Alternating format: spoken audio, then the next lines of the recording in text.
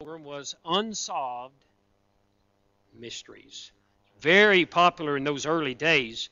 And in fact, it's still popular today. It has moved from NBC, CBS, Spike, now Lifetime, and I think it's on, somebody told me it's on the History Channel. And if you watch those documentaries, you probably already know what they were about. Well, they were about mysteries, some kind of mysterious event that no one could explain. Sometimes it involved crimes, other times missing people. A lot of times it involved things like alien abductions. Did I tell y'all the story about the aliens getting me one time? No, I'm just teasing you. And they present it as almost as if it's real. And then all kinds of theories about ghosts. And probably one of the most popular series is the UFO sightings.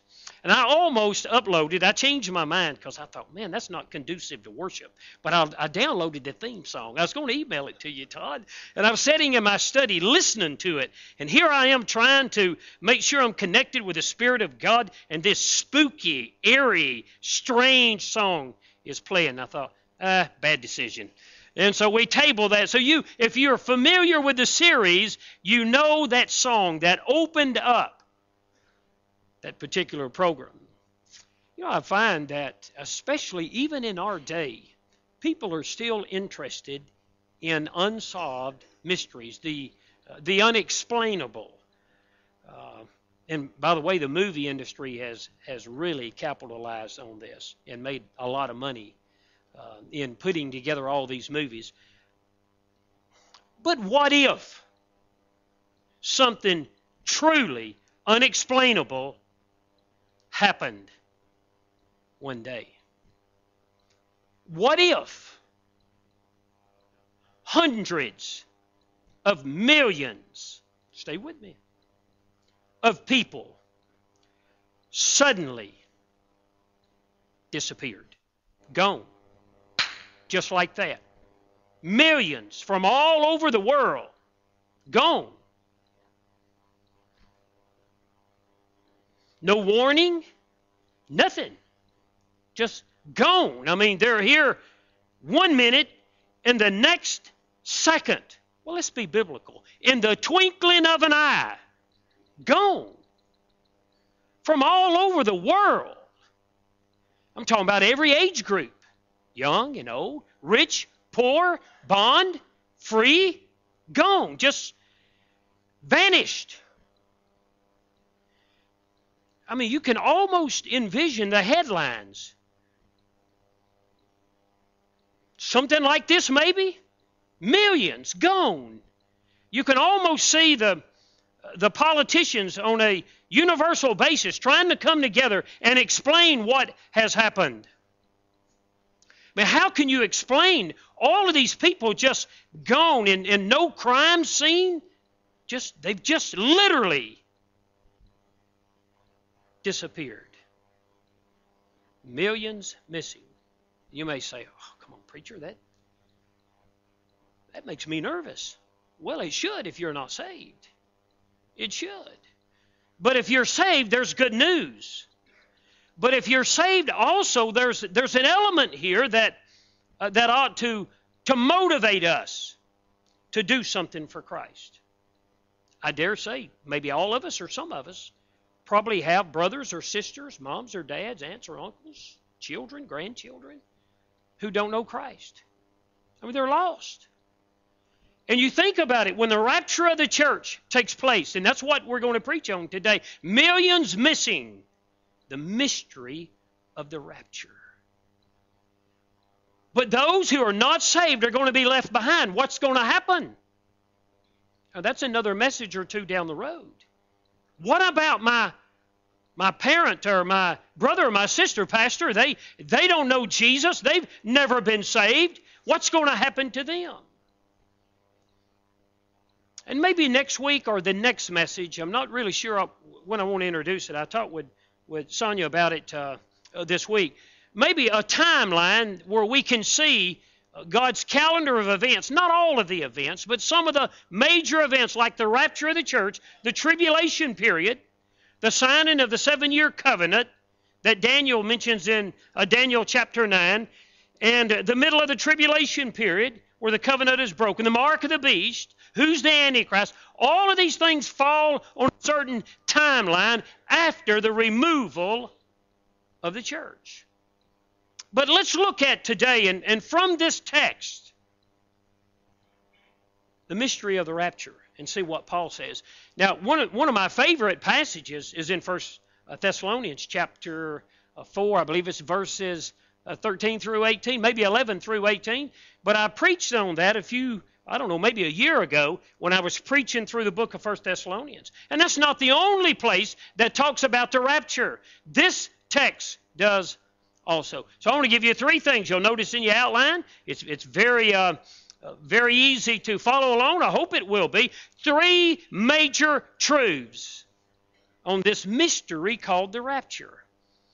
Beginning with verse 51 and including verse 52, notice the mysterious transformation of the body. Now, when you look at this text, these few verses, the main emphasis here is that believers, including those who have died and those who are alive, 2 different groups, those who are passed on, those who are alive today like me. This text mentions and states and proves that in this present condition, in my present condition, I cannot go to heaven. I cannot. This mortal must put on immortality. That which is corruptible, that's in the grave, must put on incorruption. So the emphasis here is for the rapture to take place. There must be a change. There must be a transformation of the dead. And you could even say a translation of those who are alive. But the point I want to emphasize is this. We cannot go to heaven like we are right now. There must be a change. Now, what will that change look like? What all will the Lord do when He gives us this new body? Well, I'm not going to go into great detail because that's probably a message later on down the road. But let's just stick with these verses, with this text, beginning with verse 51. Notice Paul discusses the reality, first of all, of this transformation, the reality of it. Now, I clearly understand that agnostics and atheists and all the others, secular humanists and all of those will laugh about this and say it's so strange that it's unbelievable. Well, it's already happened. Do you understand it? It has happened. It has happened that someone that was alive and just walking went to heaven. Enoch, or Enoch, as some would say. So he's a good example of someone who was alive. He was here 1 minute, gone the next. So it's really not a far-fetched ideal. It is a biblical truth. So Paul begins, especially with the Corinthians, discussing the reality of this transformation. Now look at verse 51. Paul declares a mystery regarding believers. That's you and I. Listen to what he says. Behold, I tell you a mystery. We shall not all sleep. Now, there's a couple of things here. First of all, let me just point out, when Paul says, I've got a mystery to tell you, I am telling you, he got the attention of the Corinthian church. They liked stuff like that. They liked the supernatural. They liked the almost unbelievable, the unexplainable. And Paul says, now he's been teaching in this chapter on the resurrection, the proof of the resurrection, the importance of the resurrection. And he's laying the doctrinal foundation that Jesus will raise his children from the dead. That's been the whole emphasis of the chapter. But now he's going to give them something different, something new. And he calls it a mystery. Now, when we hear the word mystery, there's, because of unsolved mysteries and all of that, bringing it in our context today, it has lost its biblical definition. But biblically speaking, a mystery is a truth known to God in the past. And let me add to that, in eternity past, that he has kept secret for whatever reason until the appropriate time to reveal it. Now, it's a long definition, but there are several mysteries in the Bible. And I was tempted to just say a little bit about each one, but let me just give them to you quickly for just illustrative purposes. There's the mystery of the church age, as we know it today. It wasn't taught in the Old Testament. Then there's the mystery of Israel being blinded. We talked about that a couple of weeks ago. The national blindness of Israel. Then there's the mystery of the formation of the church, where the Jew and the Gentiles become one. Never before were Jews and Gentiles one. Paul said it's a mystery. It's something that's been hid in the past that God is bringing to a reality in the present. And then salvation itself is called a mystery. The incarnation of Christ, God becoming man, is a mystery, Paul says. The development of the apostolic church in Revelation chapter 17 is also called the mystery of Babylon. And then here, Paul says, we're not all going to sleep. Sleep here is die or death. Everybody's not going to sleep. Now, we know he's not talking about the resurrection because the Old Testament talks about the resurrection. He's talking about something different, something new, something that's been hid in the past that Paul at this moment is about to reveal.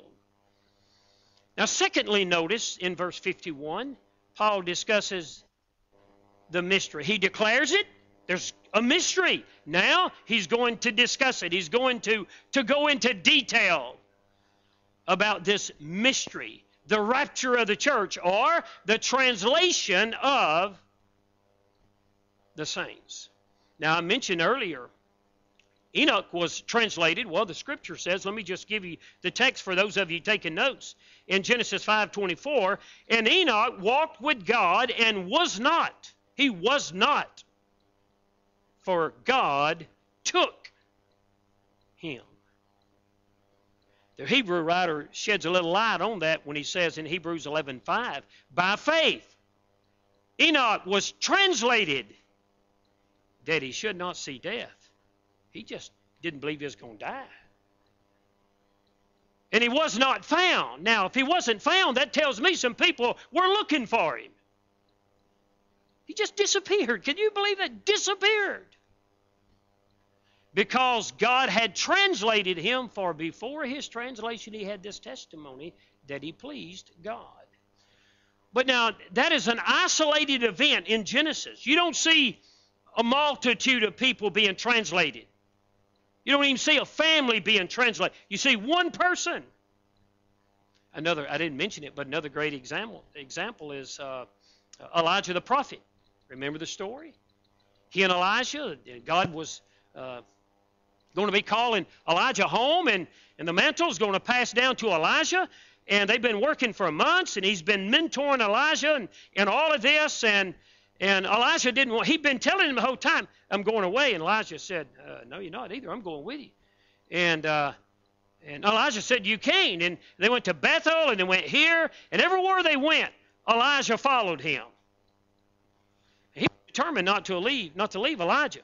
I love this story. And I didn't mean to tell a whole of it, but I'm going to mention some of it. But they're like just walking along.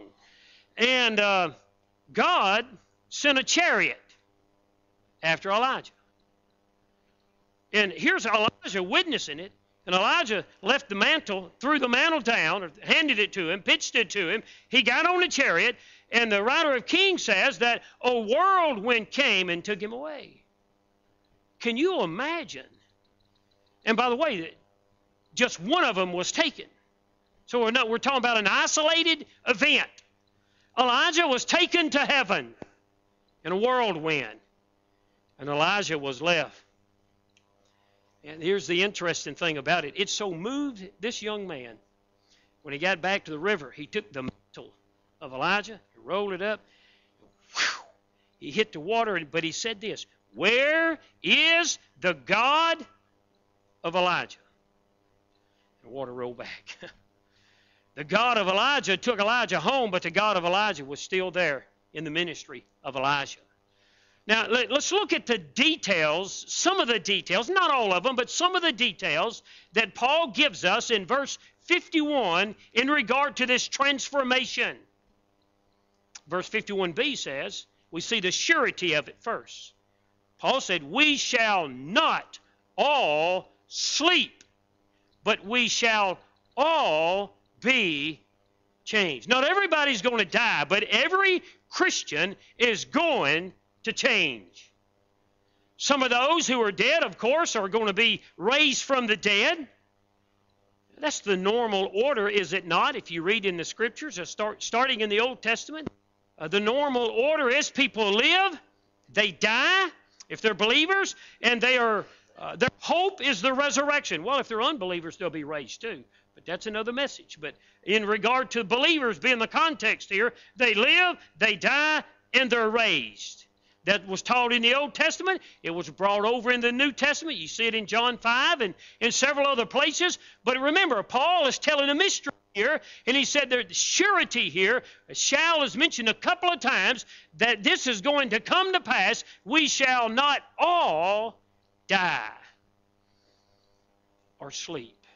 But not only do you notice the surety of this transformation, look again, but drop down to verse 52. Notice the suddenness of it. In the moment, in the twinkling of an eye, at the last trump.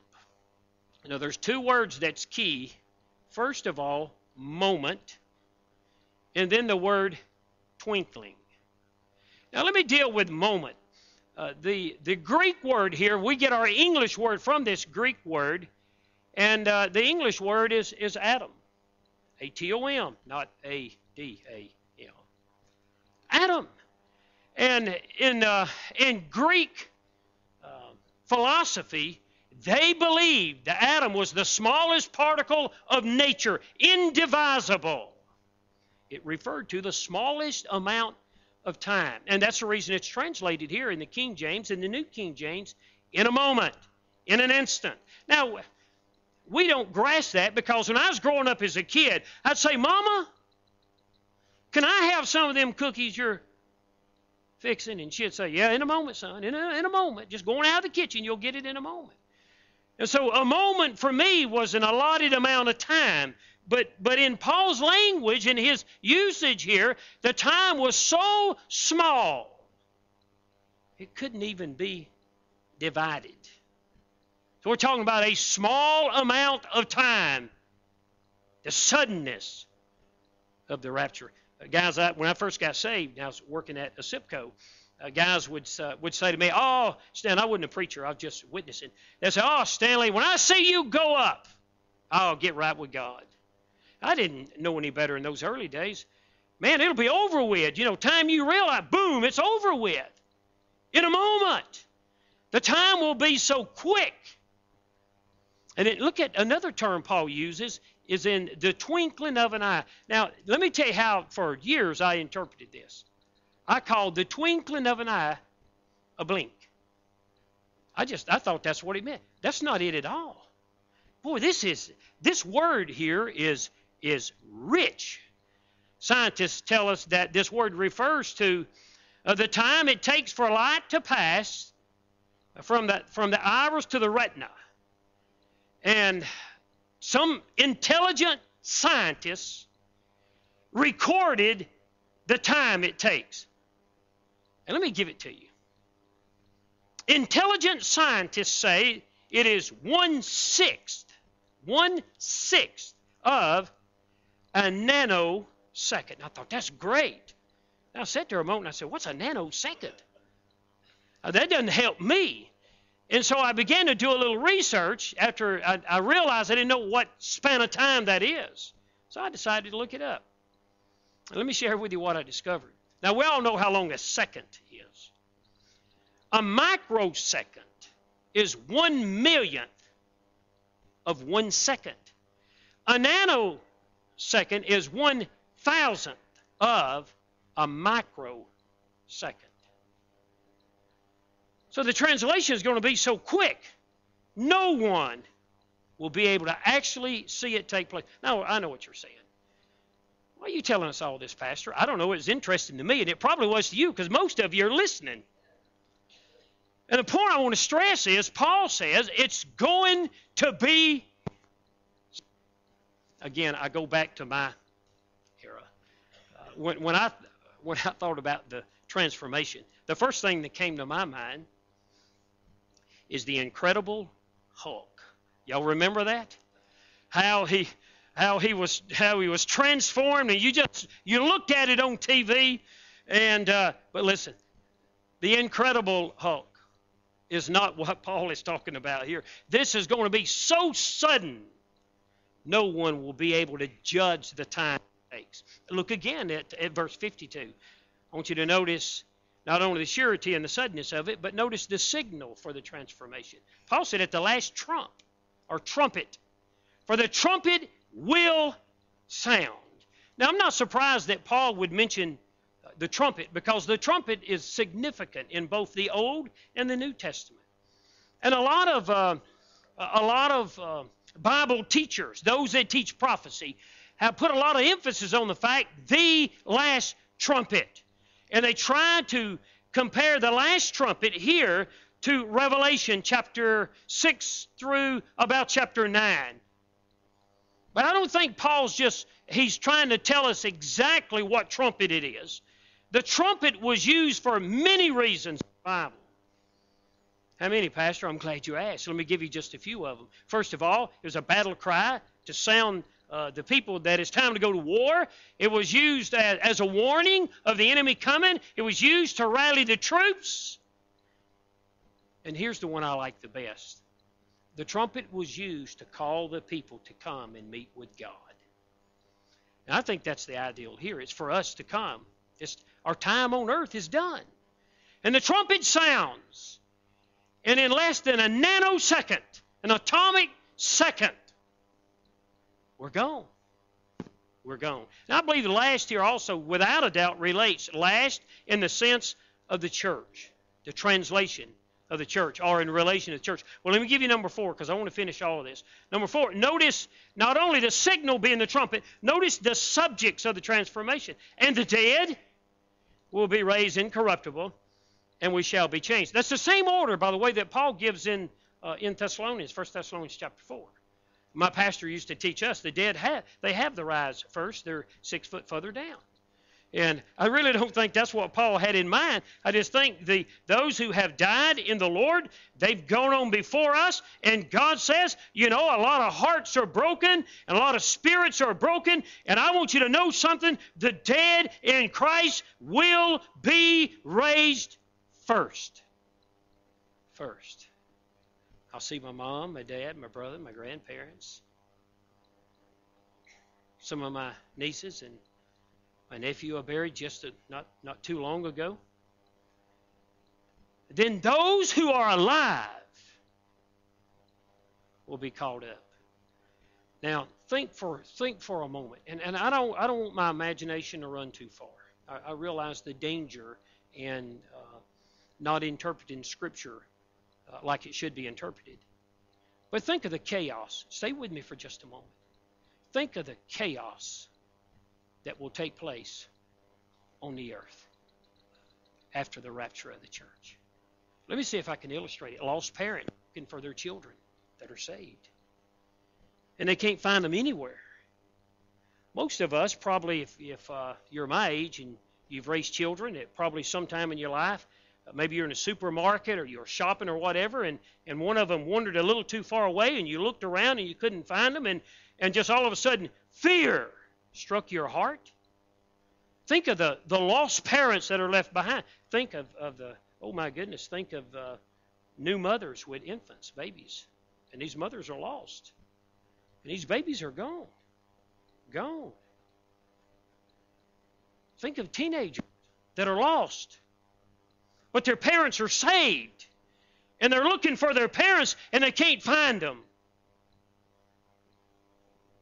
Think of lost people, including neighbors, looking for friends. And they cannot, no matter what, they cannot find those friends. Let me paint a different picture. If we believe this text, and I do. If in an atomic Second, we're going to be missing. What about the saved person driving his car? And he's removed. What about the pilot and the co-pilot flying the plane? And both of them are removed. What about the trains on the tracks with no conductor? You see, when we talk about the rapture, I'm not sure we realize how chaotic it's going to be when the church, when believers are removed from the face of the earth. I kept thinking about, what about the infrastructure of city workers, county workers, government workers, and a lot of those people are Christians, and they're gone that quick. Hospitals understaffed, emergency personnel dealing with unprecedented traffic and suffering and all of that. Accidents worldwide, not just in our country. Governments paralyzed. Leaders frantic, not knowing what to do. The question will be, how can millions of people just disappear? How can that happen? You know, and I cannot help but think, and I don't know this, I don't know how they will explain that, and really I won't be here, so it's not really important for me to know. I mean, I'd like to know a little bit so I got a couple of brothers that are still lost that I could share with them. But how can someone explain that? Could someone possibly say aliens?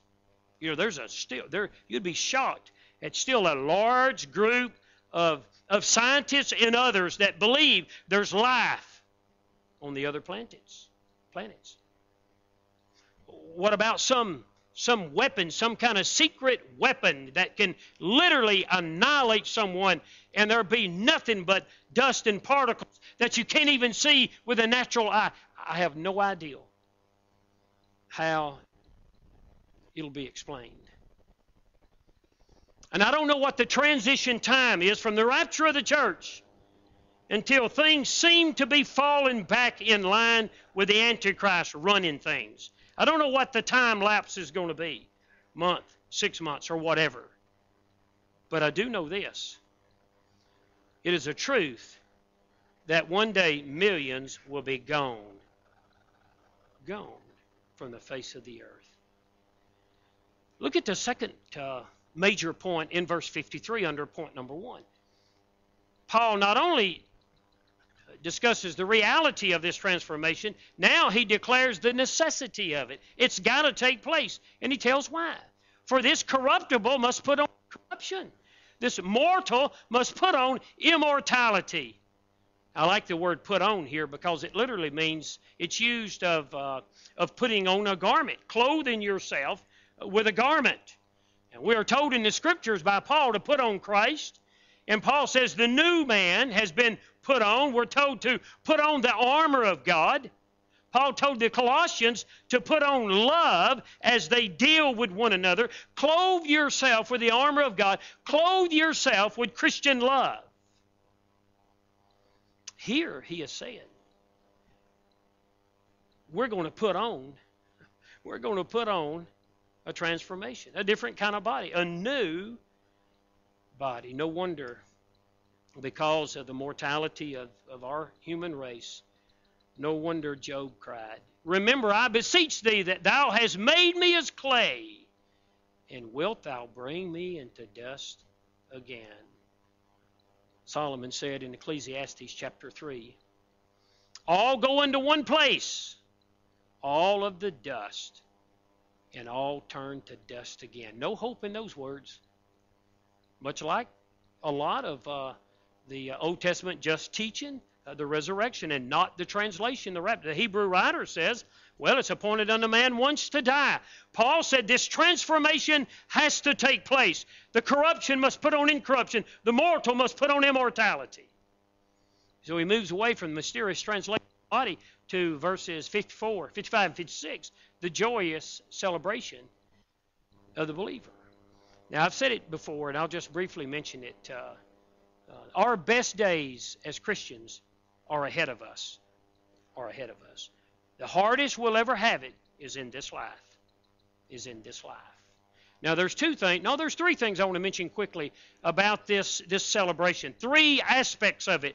Three factors connected with it. Number one, in verse 54, notice the practical side of this celebration. So when this corruptible has put on incorruption and this mortal has put on immortality.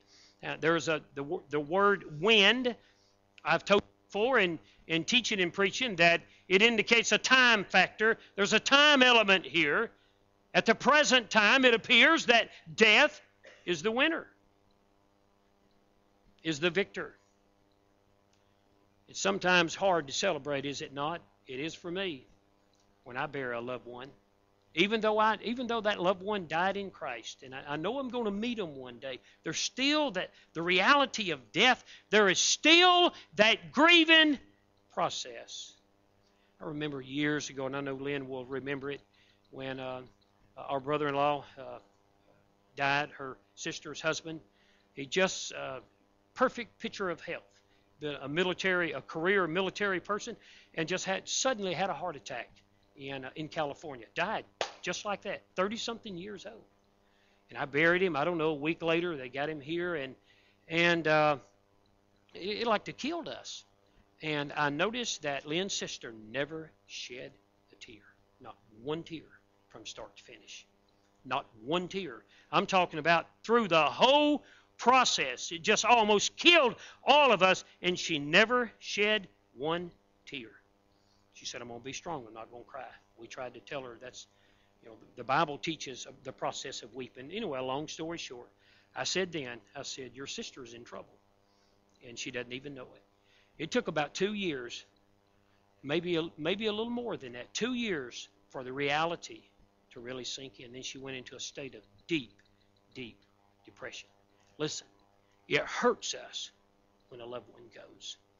Even though we know they're in a better place, the practical side here, Paul says, the corruptible has got to put on incorruption, the mortal, immortality. Notice the biblical side to this celebration in verse 54 still. Then shall be brought to pass the saying that is written. Now here's the biblical side. Paul's quoting Scripture. Then shall be brought to pass the saying that is written, death is swallowed up in victory. O death, where is your sting? O Hades or hell, where is your victory? Paul said there's not only a practical side to this celebration, but there's a biblical side to it. And he said, let me share it with you. And he quotes from the Scriptures, the book of Hosea. Paul always used Scripture to confirm a message, especially a mystery like this, something that was new to the church. Paul said, I just want to tell you something. Death will be swallowed one day.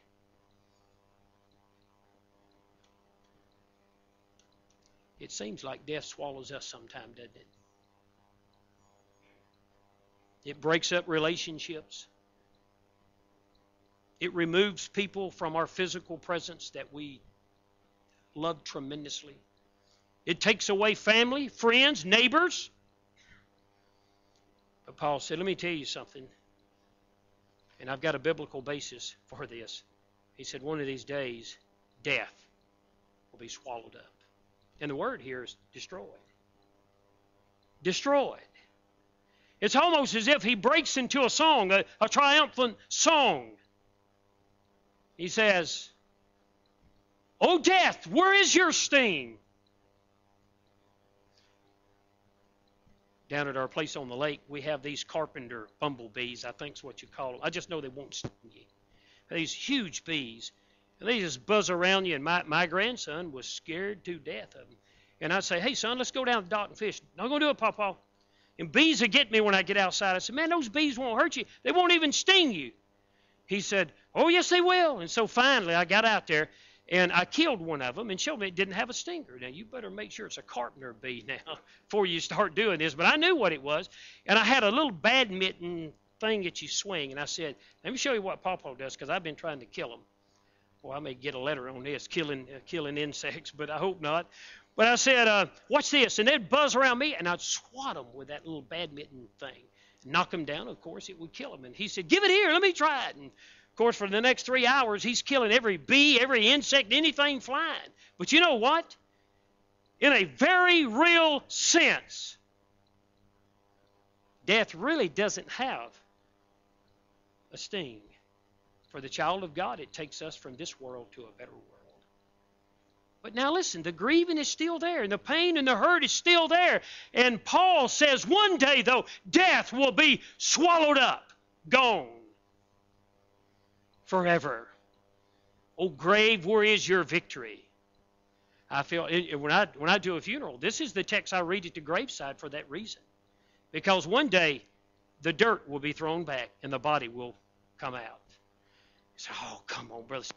I know this message will be played on the radio, and it'll probably end up on the internet. And I know someone will listen to it maybe on the radio or on the internet and say, that man sounds crazy to me. He sounds crazy.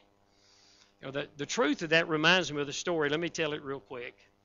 Story told of the old great New England preacher of the 19th century, Henry Ward Beecher.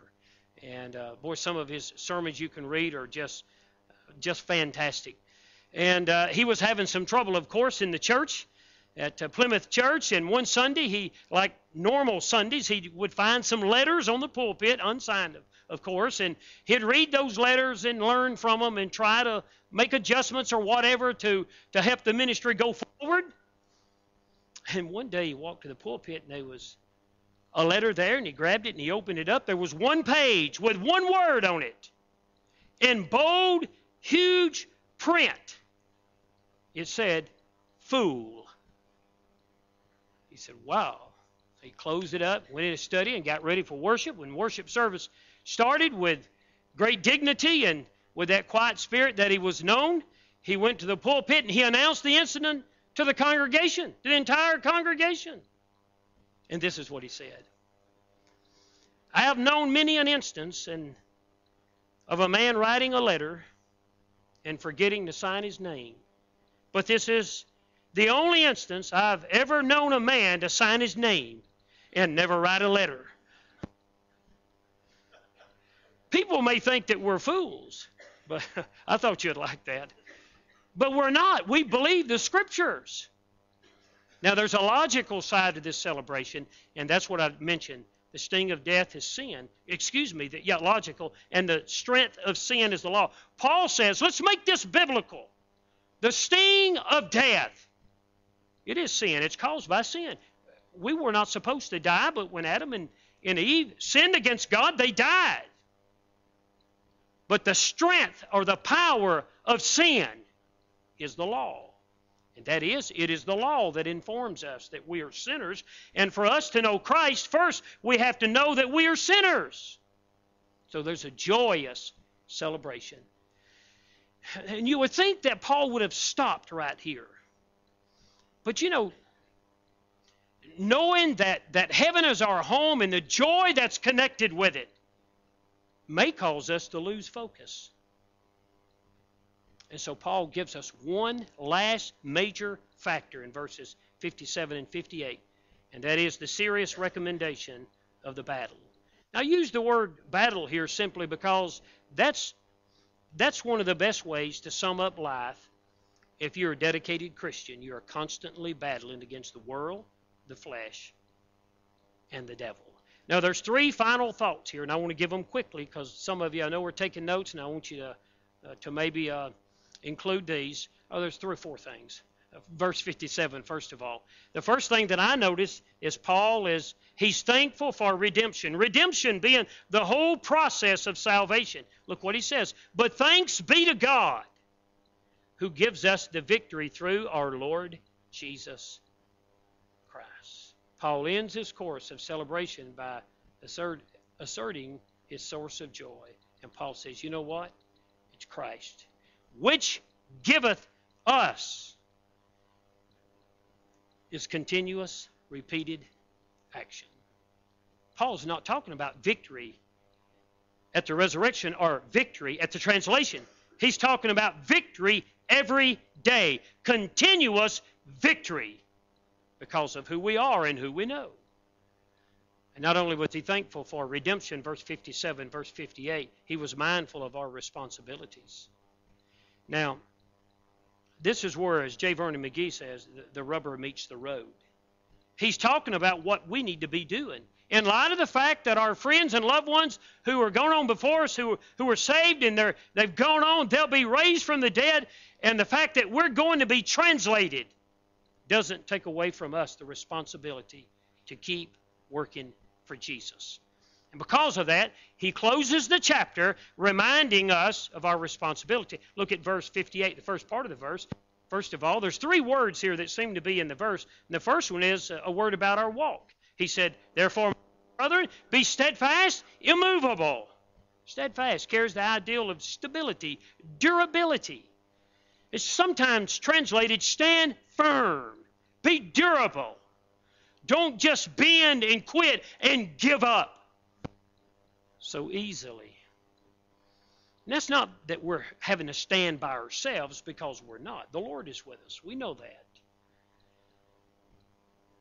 Gosh. Stand.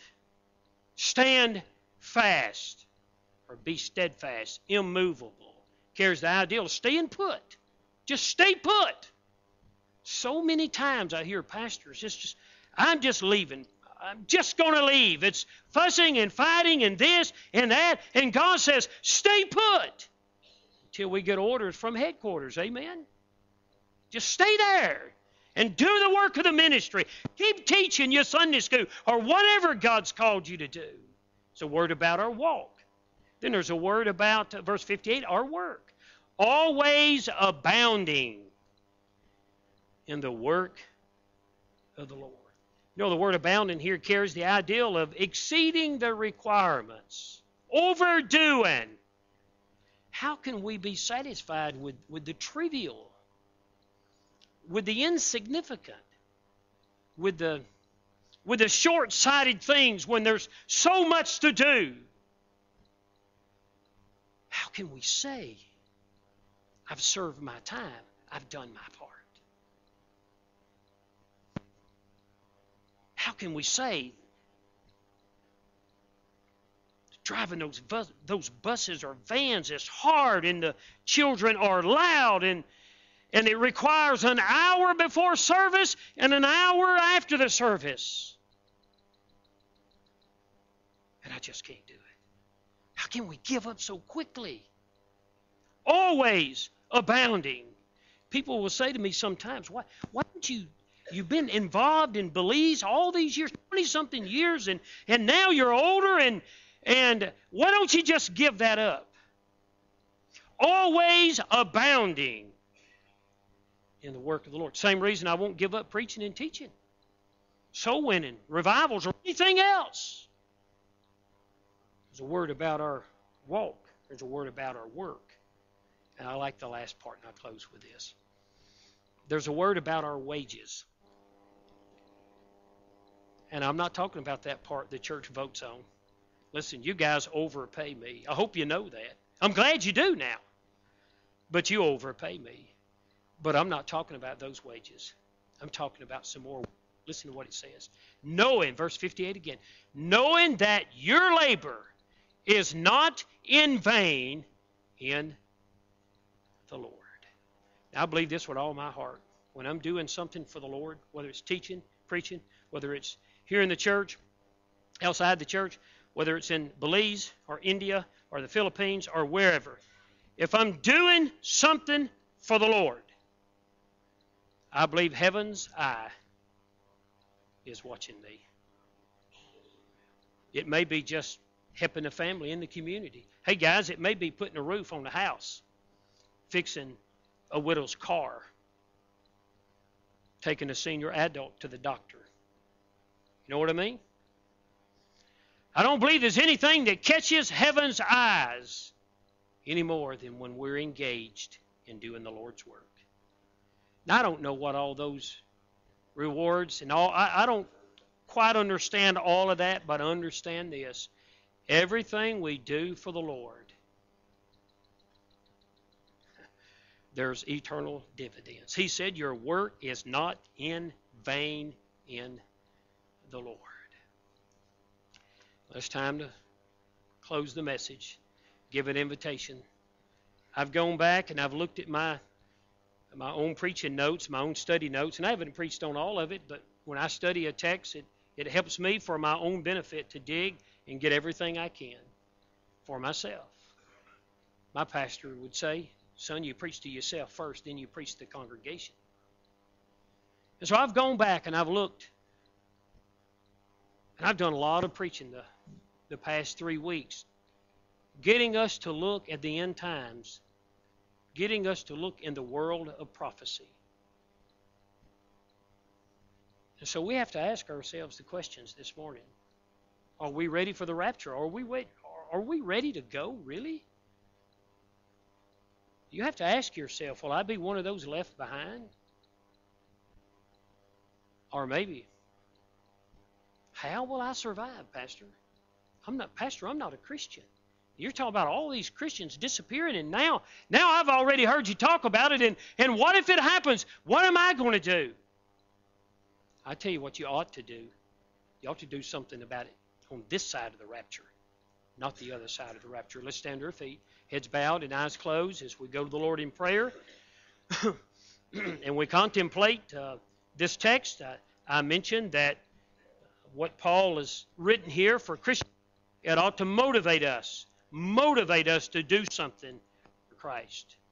Maybe you're at that point where you feel like your labor in the Lord has been in vain. Maybe you were working one time, working like a Trojan, and now you've just sort of taken a back seat because you can't do as much as you used to do. Well, you know what? None of us that are older can do everything they used to do. I kid the missionaries in Belize. There was a time when we drove 200 miles on nothing but a logging road, riding in the back of a pickup truck holding guitars. And we've joked about it, and I've told him, I said, Wayne, I couldn't make those trips today. My back and my body would not survive the bouncing, the beating, and all of that. And I thank God that things have changed. But as I've gotten older, I've learned that I've got to adjust what I can and what I can't do. But I'll tell you what I can't do. I can't quit. I can't slow down to the point to where it looks like I'm almost standing still. I can't do that. So I don't know where you find yourself, whether you're disengaged in the Lord's work or you're doing a certain amount of work. You have to determine what God has called you to do. With heads bowed and eyes closed, though, I do want to pray. If you're here in the service and you're saved, you know Christ, I want to encourage you to pray right now. Lord, just show me. If He hadn't clearly shown you, show me what you want me to do, how you want me to do it. Make that commitment to Him right now. If you're serious, make that commitment. And secondly, if you're not in the service, I'm going to pray. If you're in the service but you're lost, I want to pray for you. I want to pray for you that somehow the Lord will move on your heart and help you to see that you need to give your life to Jesus. You might be saying, well, preacher, before you pray, tell me how I can get ready. Let me give it to you in a nutshell. First of all, recognize and accept the fact you're a lost sinner. You're a sinner. All of us. All have sinned and come short of the glory of God. You're a sinner. Second, by faith, turn from your sin. We call that repentance, but turn from your sin. Turn to Jesus. And accept the fact that Jesus died for your sins. And then at some point, preferably today, this morning, publicly acknowledge that you've given your life to Christ. You see, there's no secret disciples today. If we want God's best, we have to let others know that we're believers. So if you don't know Christ, come during the invitation. I would stay after the service and talk with you if that would help. But I cannot, and neither can anyone else, take that step. You've got to do it. Father, in Jesus' name, as we come to the throne of grace, Lord, we thank you for your word. It's sharp. It's powerful. It's more sharp than a two-edged sword. Lord, you've spoken to our hearts today, and you've reminded us, those of us who are saved, there'll be a great homecoming, a joyous celebration. But also you've reminded us that multitudes of others still lost. Lost. Stir our hearts anew and afresh to be better witnesses, to be better prayer warriors, better teachers, better Christian workers. May today's message motivate us to always abound in the work of the Lord. Then, Father, I pray for that person or persons that's here that's not saved, or they don't know they're saved. They have no real assurance. Speak to their hearts, I pray. Before we lift our eyes and before I conclude this prayer, if you're here today, you know you're not ready for the rapture. You're not ready for this event, but you're concerned enough, you just raise your hand up and down quickly. And for me to pray, I'd like to just pray for you. I wouldn't come to you and embarrass you in any way and wouldn't let anyone else, but I want to mention you in prayer. If you're not ready and you really feel you're not, would you just raise it up and down quickly? Up and down quickly so we could pray. Yes?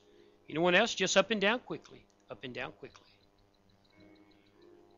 Father, in Jesus' name, you've witnessed this service, and we commit it to you. Lord, there are times when you speak to our hearts and you trouble our souls to bring us to the place of salvation and to the place of sweet assurance. And so we commit these into your hands. In Jesus' name and for Jesus' sake. Amen. Let's sing together, I Surrender.